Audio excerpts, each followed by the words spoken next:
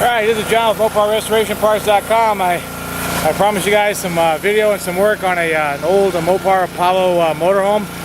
I'm out here in sunny Hemet, California after a really long and tiring drive, which I haven't slept much from. But anyway, I got my buddy Ryan who sold me the unit. He's up on top right now helping me. We're spraying it down. First thing we want to do is get all the black widows and clean the compartments out so that we're not looking at getting bit by black widows, which are plenty out here. So anyway, without further ado, I'll introduce you to the 1975 Apollo 2900. Yeah, I know, not much to look at, right?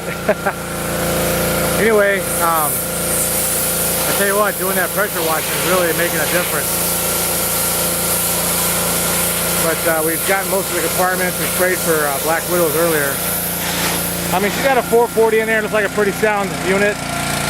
Not rust anywhere. I brought my pressure washer all the way from Minnesota. They got some potential here.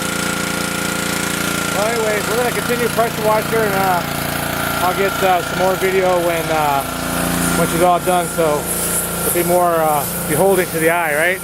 Like it ever will be. But anyway, I'll get back to you. It's John, MoparRestorationParts.com, signing out.